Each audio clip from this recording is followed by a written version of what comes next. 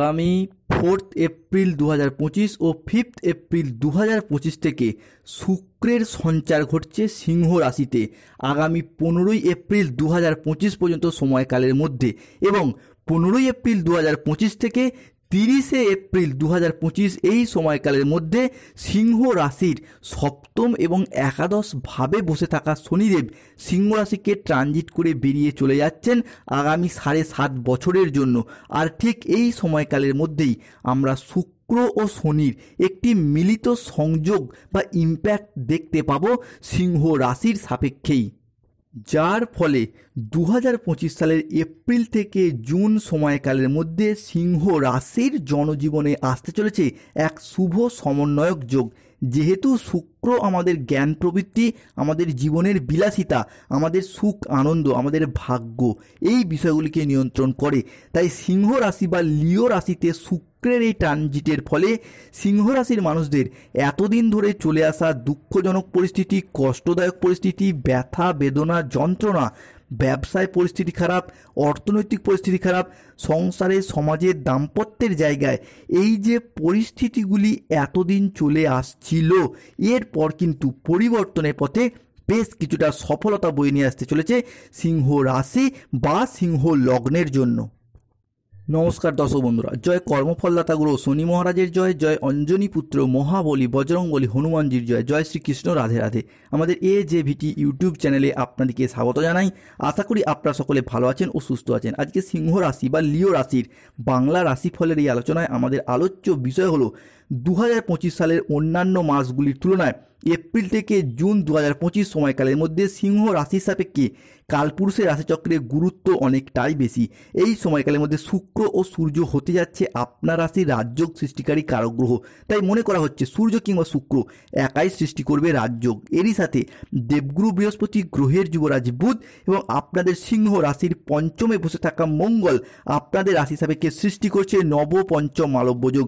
সূর্যের প্রভাবে সিংহ রাশির মানুষেরা 5 এপ্রিল 2025 থেকে 29 এপ্রিল 2025 এবং 15 জুন 2025 সময়কাল পর্যন্ত জীবনের বিভিন্ন ক্ষেত্রে এরপর উন্নতি করতে পারবেন। এরই সাথে এই সময়কালের মধ্যে দেবগুরু বৃহস্পতি আপনার রাশির অর্থ, স্বাস্থ্য এবং সন্তানের ঘরে দৃষ্টি প্রদান করতে চলেছেন।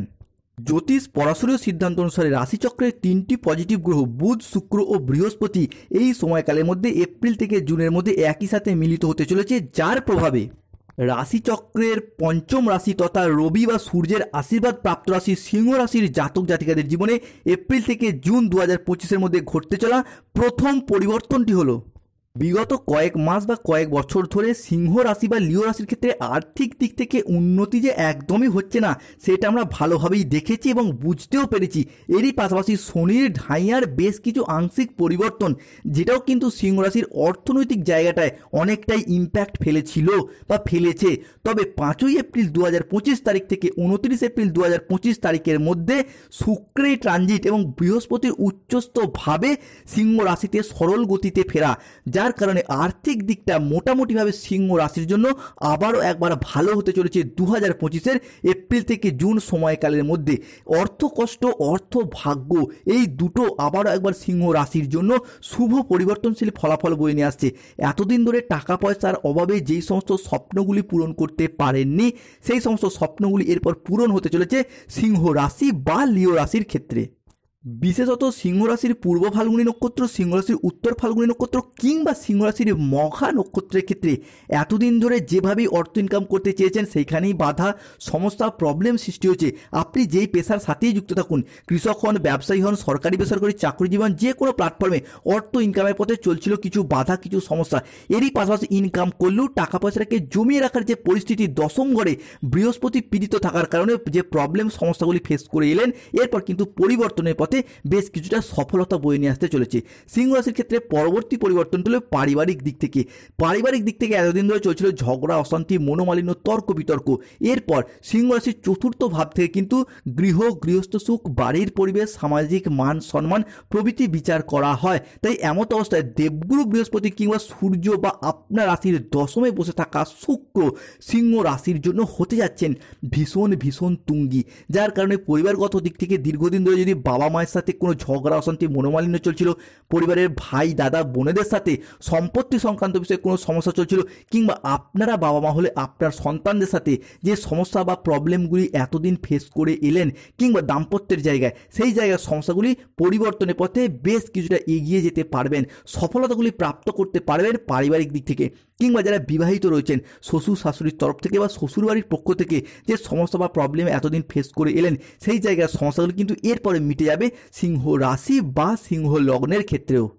সিংহ রাশির জাতক জাতিকাদের জন্য পরবর্তী পরিবর্তনটি হলো সিংহ রাশিতে ঘটতে চলেছে মঙ্গলের সঞ্চার, যার কারণে যারা দীর্ঘদিন ধরে সিঙ্গেল রয়েছেন বা প্রেমের জগতে বেশ কিছু একটা পরিবর্তনশীল ফলাফল, প্রেমের জায়গায় একটা শুভ ফলাফল কিন্তু বয়ে নিয়ে আসতে চলেছে। যারা সিঙ্গেল রয়েছেন এই সময়কালের মধ্যে জীবনে নতুন প্রেম আসার সম্ভাবনা বৃদ্ধি পেতে দেখতে পাওয়া যাবে, কিংবা যারা অলরেডি প্রেম করছেন দ্বিতীয় প্রেমের প্রপোজালও কিন্তু আপনারা পেয়ে যেতে পারেন এপ্রিল থেকে জুন 2025 সময়কালের মধ্যে। এরই পাশাপাশি এই সময়কালের মধ্যে হঠাৎ করে কাউকে ভালো লেগে যাওয়া, ভালোবেসে ফেলা, কিংবা অন্য কোনো মানুষের দ্বারা ভালোবাসা প্রাপ্ত হওয়ার জন্য বেশ কিছুটা শুভ সময়, বেশ কিছুটা শুভ সুযোগ আসছে।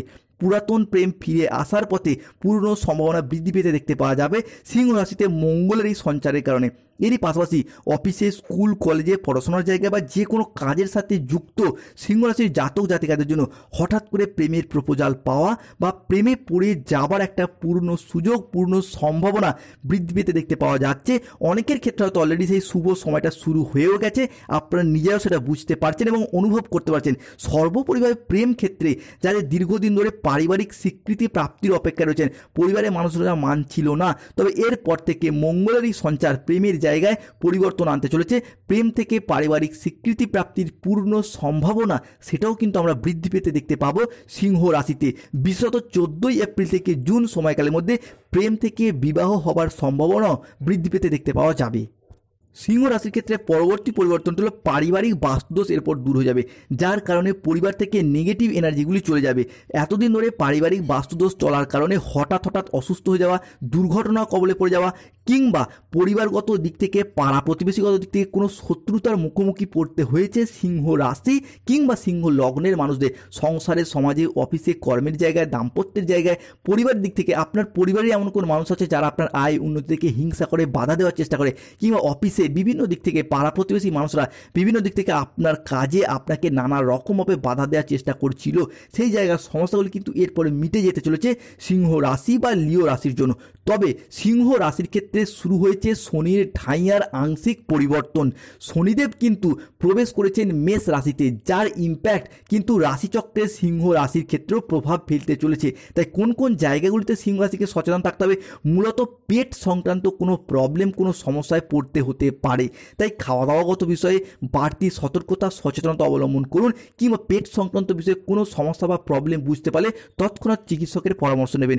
দ্বিতীয়ত, আগুন বা ইলেকট্রনিক্স কোনো জিনিস থেকে সতর্কতা, সচেতনতা অবশ্যই সিংহ রাশির মানুষকে অবলম্বন করতে হতে পারে।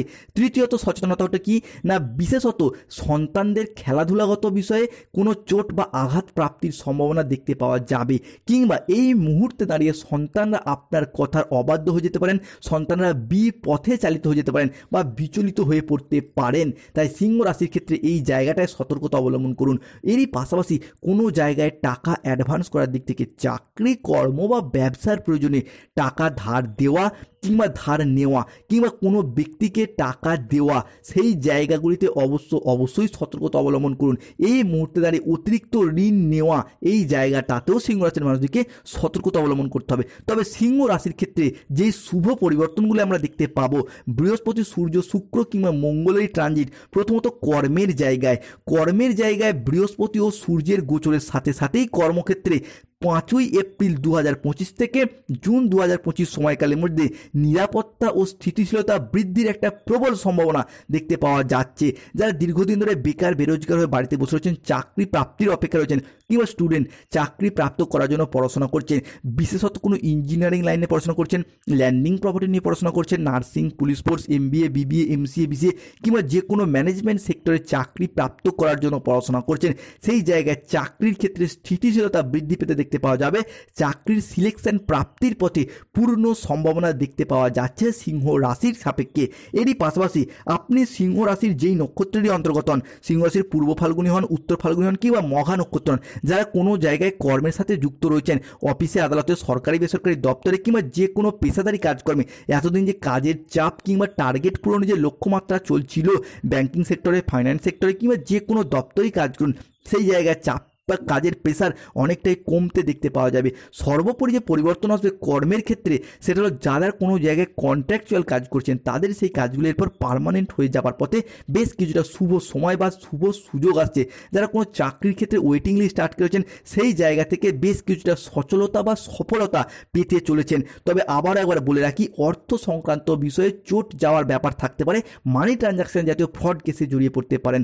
তবে অন্যদিকে যেহেতু মঙ্গলের সঞ্চার ঘটেছে সিংহ রাশিতে, তাই মঙ্গলের সঞ্চারের কারণে কিন্তু সিংহ রাশির দাম্পত্যের জায়গায় পরিবর্তনশীল ফলাফল বয়ে নিয়ে আসতে চলেছে।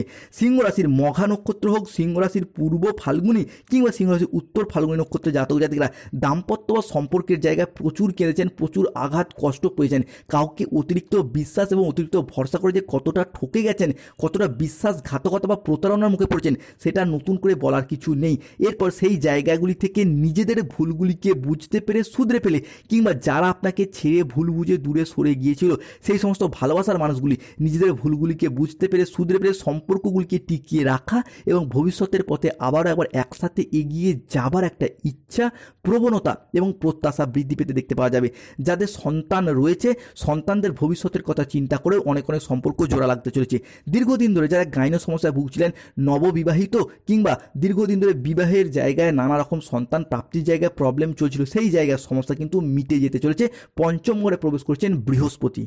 যারা দীর্ঘদিন কোনো ক্রনিক রোগে আক্রান্ত ছিলেন, বিভিন্ন দিক থেকে সমস্যা চলছিল, সেই সমস্ত সমস্যা কিন্তু মিটে যাবে। ঋণ মুক্তির পথে থাকছে বিশেষ বিশেষ শুভ পরিবর্তন। তবে আগামী সময়কালে 14 এপ্রিল থেকে জুন মাসের মধ্যে বিবাহের পথে বিবাহ ফাইনাল হয়ে যাওয়ার একটা পূর্ণ সম্ভাবনা বৃদ্ধি পেতে দেখতে পাওয়া যাবে। যে কোনো মারফত থেকে